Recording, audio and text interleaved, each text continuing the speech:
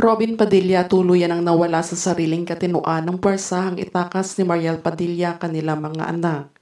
Trending at patuloy pa nga din na pinag-uusapan sa social media ang patungkol sa mag-asawang sina Robin Padilla at Mariel Padilla na magkaroon nga ng controversial sa pagsasama ng mga ito. Matatanda ang maraming speculation at haka-haka ang biglaang naglabasan matapos nga madawit ang kapamilya aktor na si Zanjo Marudo ukol sa biglaang paghihiwalay nila Mariel at Robin. Ngunit sa kabila ng painit na isyu na ito ay mayroon namang netizens ang nagbigay ng kanyang opinyon at bumuhos ng samot-saring komento dito. Isa na nga din si Tony Gonzaga sa nagpatunay na di umano'y matagal na nga daw na may tinatagong relasyon sina Mariel Padilla at Zanjo Marudo.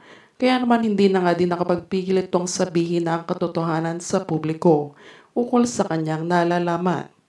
Ayon kay Tony, yes, of course it's true.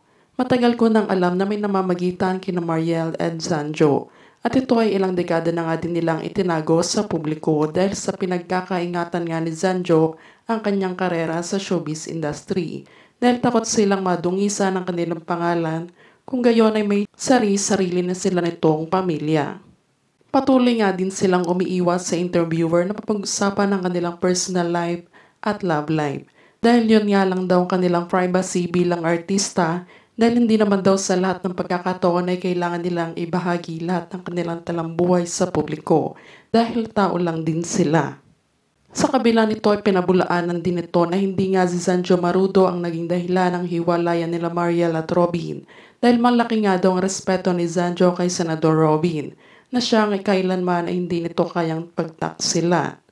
Maaaring isa nga din sa ex ni Mariel na si Zanjo ang tahas ang pinagsaselosa ni Robin noon, ngunit ito naman daw ay past na at nag-mature na sila together. Kaya naman hanggang dito na nga lang daw ang siyang ibinahagi ni Tony sa issue na ito upang wakasan na din ang katotohanan.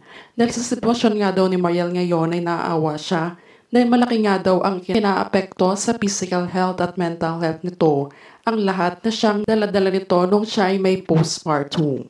Subalit sa big revelation nga ito ni Tony ay marami naman ang sumang-ayon sa kanyang pahayag at ngayon nga ay puro pambabatikos ang natatamo ni Robin ngayon. Dahil sa nangyayari nga daw sa kanila ngayon ay naging isang karma na sa kanyang lahat ng ito.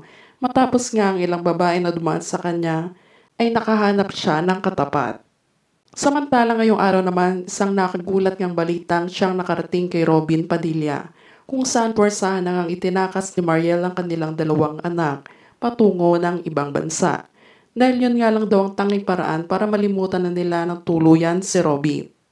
Sa kabila nito ay naging emosyonal naman dito si Robin at tila nawala ito sa sarili dahil nga sa biglang pamamaalam ng kanyang pamilya na wala man lang na ibinigay na permiso sa kanya dahil may karapatan din naman daw siya sa kanilang mga anak nito.